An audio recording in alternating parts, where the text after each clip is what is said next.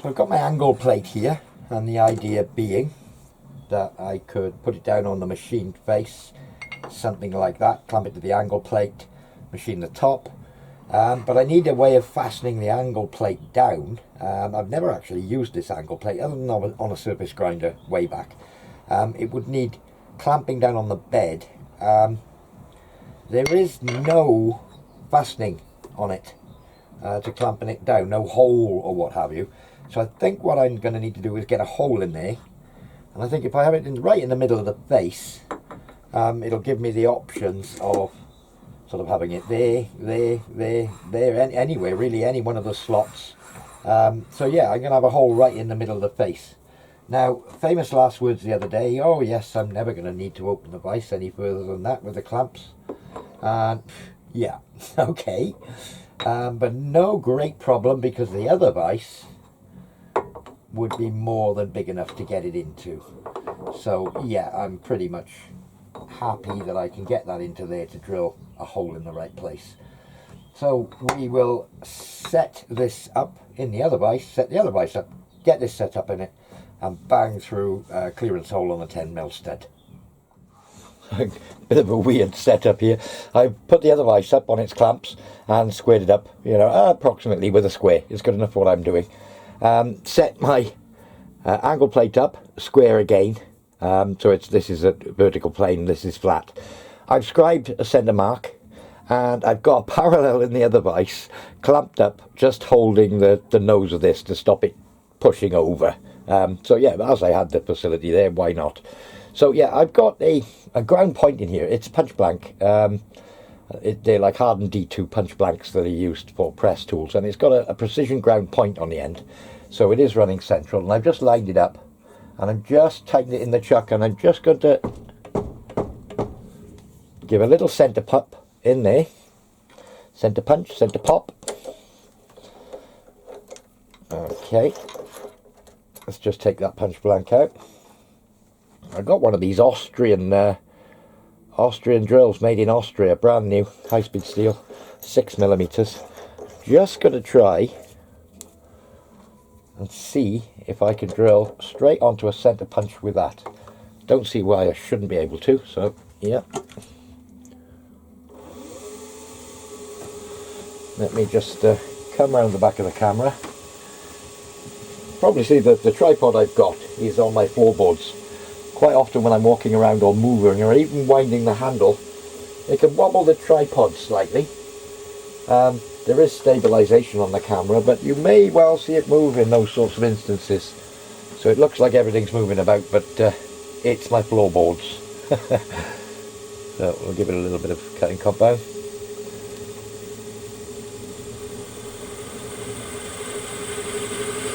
This is cast, this.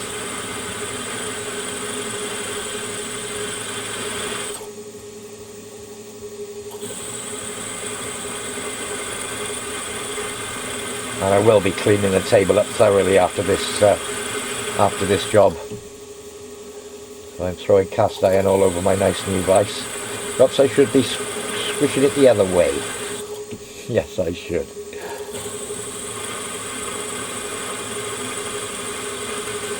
Much the same as on a lathe.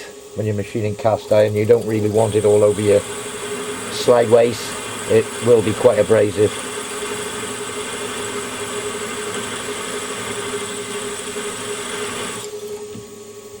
Taking it gently.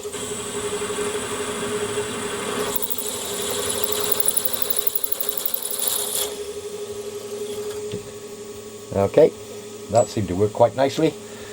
So I'm going to go up to something like a 10.5 drill and give it a chamfer both sides, and we're away. So the angle plate is in place.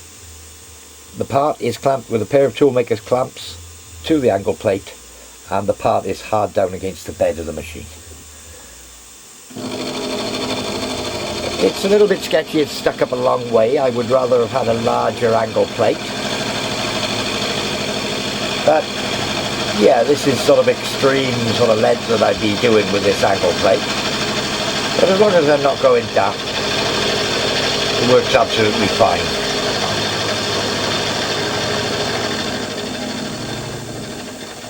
Yeah, so this end is a little out of square with the other end, but I'm not surprised about that. This is previously unmachined. So let's just take a 0.15 cut, that should do it, I would have thought.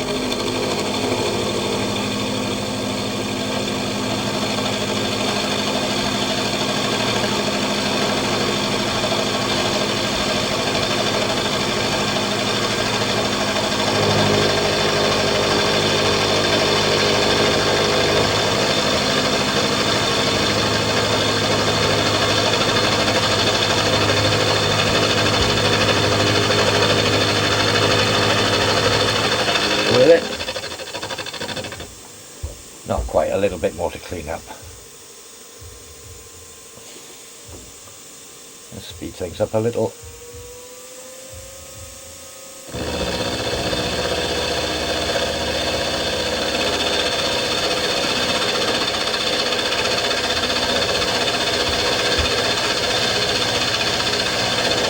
Probably better cutting in the other direction, pushing the plate towards the angle plate then. This is trying to pull it away from the angle plate and putting the load on the toolmaker's clamp. But then again, it is only 2 thousandths.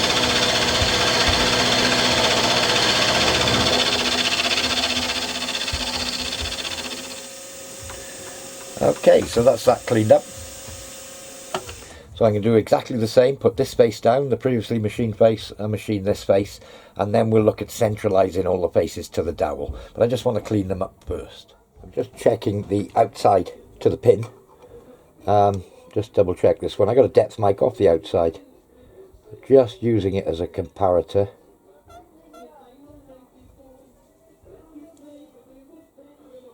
Yeah, 22.3. 20.8, 22.3.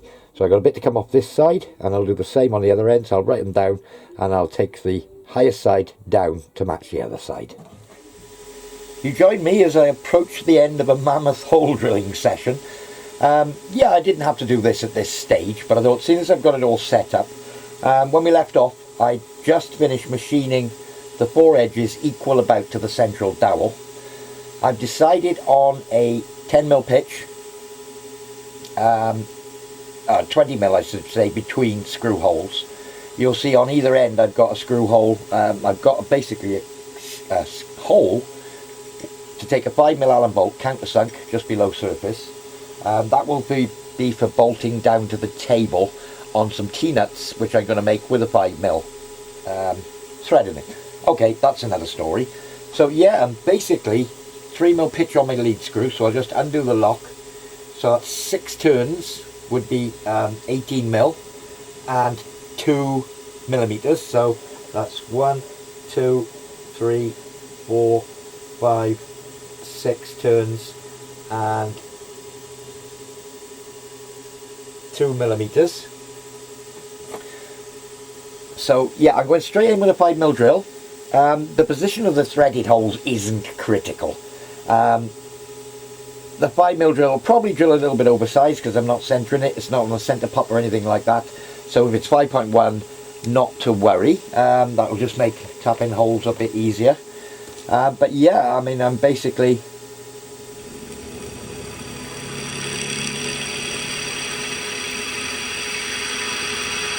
drilling the holes.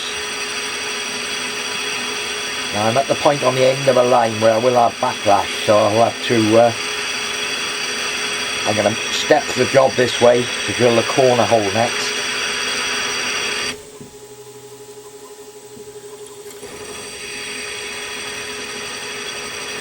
What am I running at? About 800. Yeah. So, table towards me again, 6 turns and 2mm. So that's 1, 2, 3, 4, 5, 6 and 1mm. 2mm. So that can be locked in that position now to do the next set. So I'll just have to take the backlash out of this lead screw, which I've just done. I'll reset a 0. I haven't been changing the dials at all other than when I'm changing directions. So there's a 0. So did I do that up? Yes. Undo the lock on the table, Oh no, I can stay exactly where I am. I'm being a bit daft. Nothing new there. So yeah.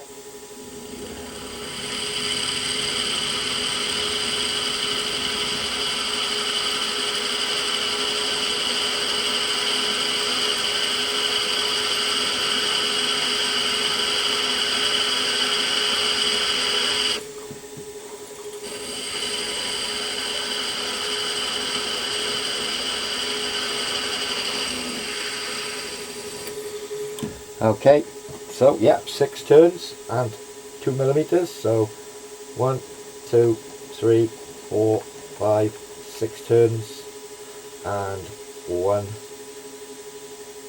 2 millimeters.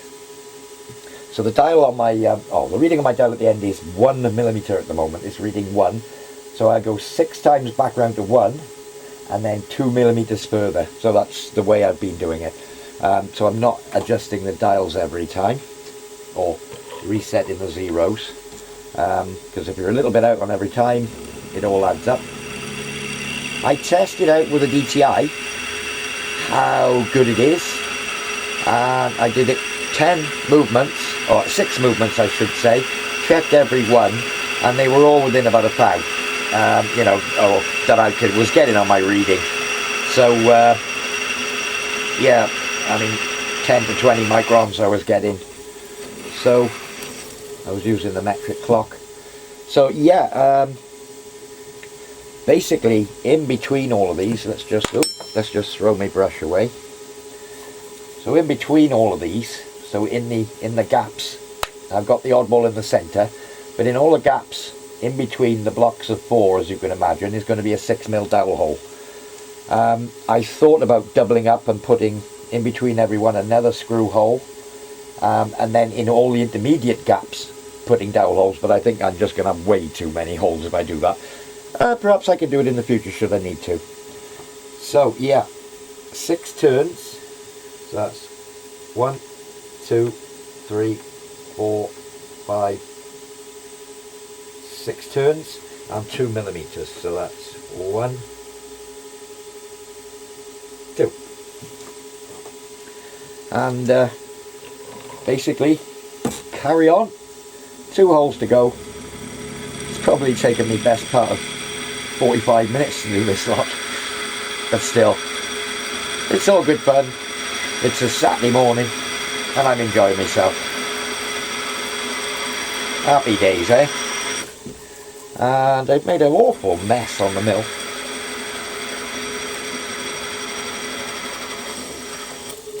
Now obviously if I had a Diaro, this would be so much quicker. Yeah, I mean, having to read the dials is something I haven't had to do for many years, but still. So I'm on 2 at the moment, so 6 turns. 1, 2, 3, 4, 5, 6. And then 2 more millimeters actually takes me back to 0. Okay. And yeah, final hole. Well, final hole of the 5mm drilled holes, which are going to be tapped 6mm. I think all the chamfer in, and I'm going to put the little reliefs in each hole, maybe a millimetre deep with a 6mm drill. I'm going to do all those on the pillar drill. I think it's probably going to be quicker.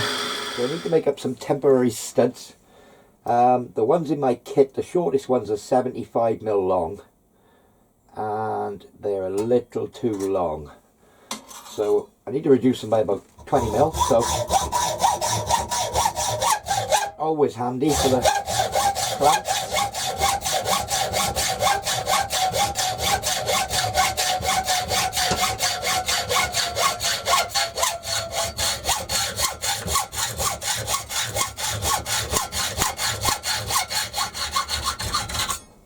So I'll cut 2 of those, a bit of M10 stud rod, and I think we'll tidy the ends up in the lathe, and then we'll go back to the mill. So we haven't been to the lathe for a while, guys. So yeah, I just put this piece of studded up in a 3-jaw.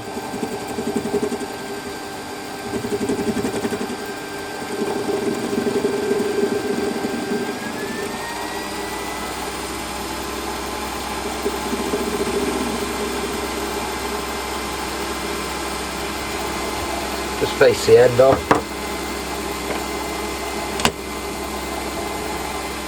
Chamfering tool.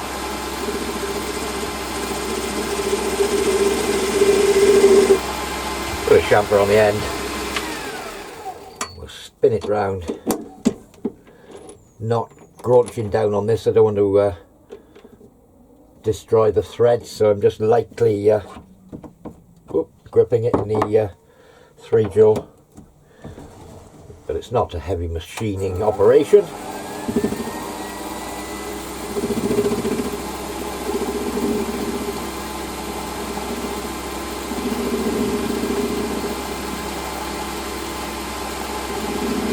And then if you can see, there's a few bits of brass laying around on the lathe. I had a little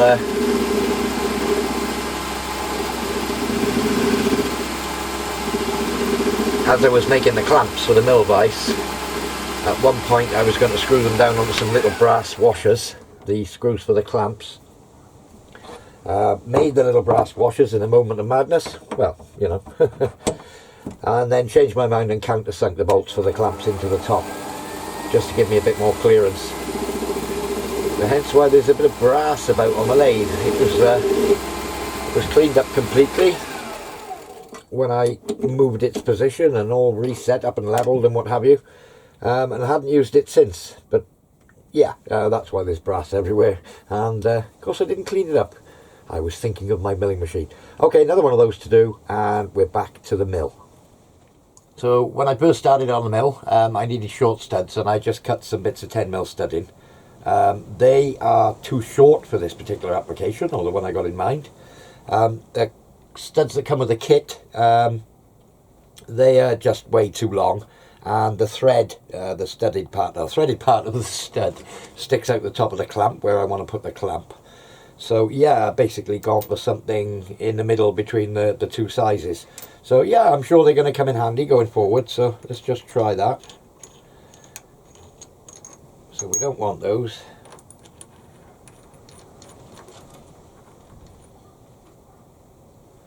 Looks about right to me. So yeah, that does clamp down on there. The reason I'm clamping it down is because I just want to machine the two outer sides of this. So I'm going to clamp it on this side, machine that side. I'm going to remove the key, and then I'll put some clamps on the other side, release these ones and machine the other side. Right, okay. Not strictly necessary to machine the whole of the underside of this, as I am going to put some built-in parallels, obviously lower than the key, maybe 6mm thick across both ends. And then when I clamp them down onto the T-nuts, which I haven't made yet, the M5 T-nuts, they'll be basically on built-in parallels. And I'll clamp it down back on, probably make the T-nuts next. I can clamp it down using the T-nuts, then I can bolt the raw material on for the parallels, and then machine the parallels all in one plane at the same time with it clamped to the bed. It does sit flat on the table of the milling machine. My initial plan was to put this on some parallels, but yeah, I mean, it does sit perfectly flat, and I think it's probably more rigidity sat like that than it would be on top of parallels. And it is flat to the top face. So yeah, I mean, my original plan was parallels, but I think we're absolutely fine with this. So I'm going to pop that key out now. Oh, further to that, I've got the offcut of the key, the piece I cut off the end, which fits in there. I'm going to use this offcut as a dummy and machine the two sides of the offcut as if it were the key to get myself some readings, and then I can basically swap the offcut back and forth, try it in the slide way, get the perfect fit I want, and then when I come to machine the existing one, I know how much I've got to take off each side. I can do one side, then the other. I can mic it as I go along to my sample. So yeah, I've got a dummy piece basically that if I'm going to cock up, I can cock up on this bit, not a problem, and it means the key itself will be fine. So yeah, that's the next few steps going forward. Don't know how well you can see this, but the head is down really low. It will go a lot lower. It's showing that I'm 30-40 mil from the bottom. Well, yeah, maybe you could go further down than that.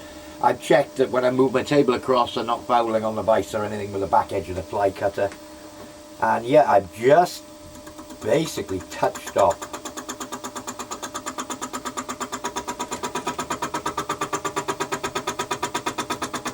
not quite cleaned up on the outer edge.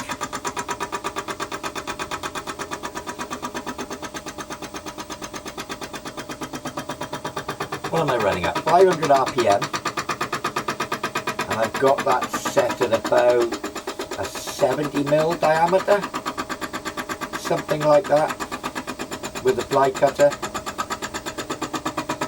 Yeah, I'm going to have to take a few more cuts perhaps.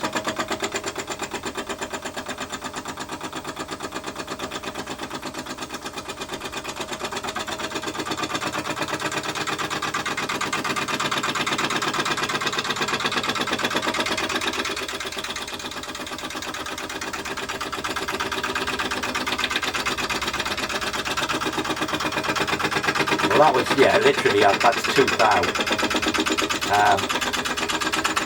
It's basically just skating across the surface in places.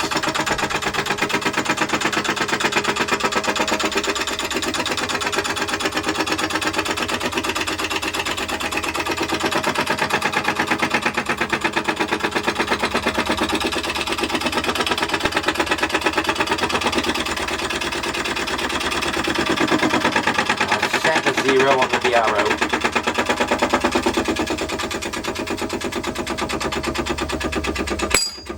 Oh, what was that?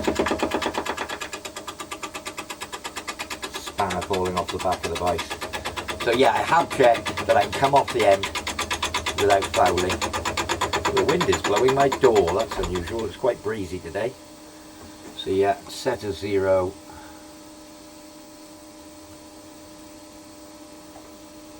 Okay.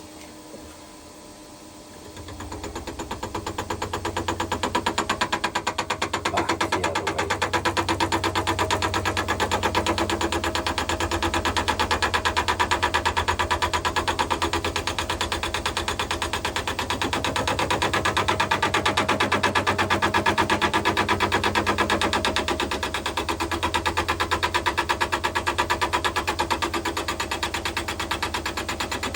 Under that skin now.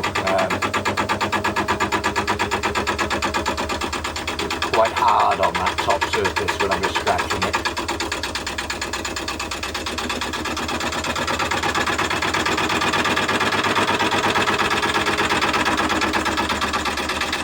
Still on that skin on the back edge.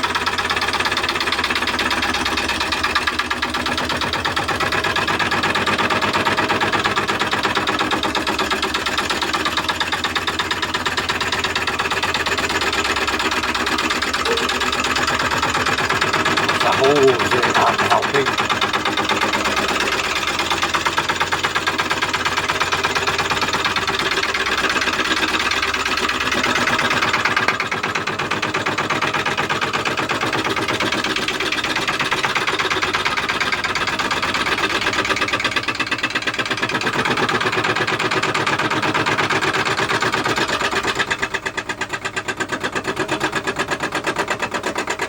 I think I've lost the edge on this fly cutter.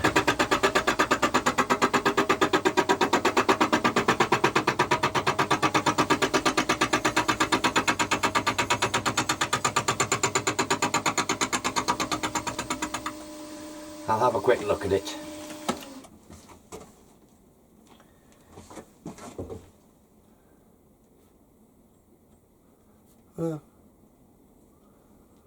Without lifting the head back up or popping the cutter out, it's very difficult to see. I'll take a couple more cuts, get under that skin, call it a 0, see if I can get a decent finish. If not, I'll dress the cutter and then I'll do the other side. So I've had a dummy run on my piece of scrap and I've got some readings that I need, and it's 0.25 a side approximately. So this is set 2mm from the bottom. Obviously I don't want to machine it all down to the thickness or it won't fit in the plate.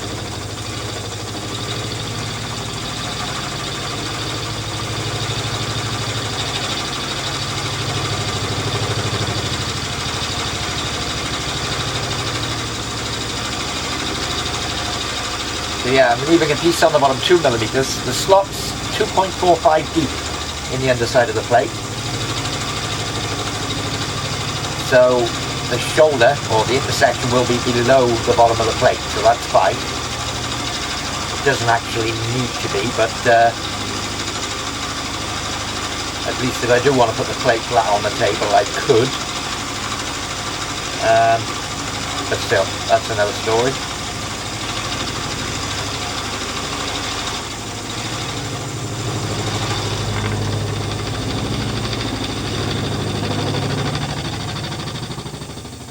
That cutter's seen better days. Okay, that's 0.15.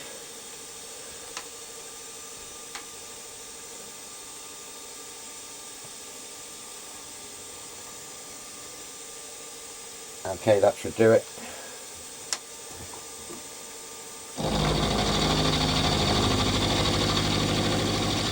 That's the key in the T-slot. I wanted it to go in so that it's like 10mm up, so I can use 10mm parallels. So yeah, it goes in that bar. I'm not going to tap it any further because it's tight.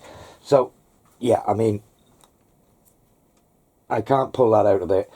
If I really, I got it wiggling. Yeah, and I can get it out. So yeah, it's a good bit in the table. So it's coming along. Got it sat down, tenon in the slot on 2 parallels. As you can see, it is in there. Yeah, 2 bolts down through there into some M5 T-nuts, one either side. The parallels will stop it hollowing. It could go directly onto the, well, it won't go directly on the table because the tenon's too long, but that's, I wanted a longer tenon so that it can sit in the vise properly. So that's the plan. The 2 screws that hold the tenon on, I think I need to reduce the length of those by like 0.5 millimeter and probably just countersink the 2 little holes, so I'll do that next. So yeah, do those screws and make some T-nuts, and I got a million holes to tap. These 4 corners are the elephant in the room. This one's actually, you know, a bit of dressing and it wouldn't be far off the radius, whereas the other 3 are horrible, so I need to address that. So yeah, a few little jobs to do. So I suppose I'll get on for them.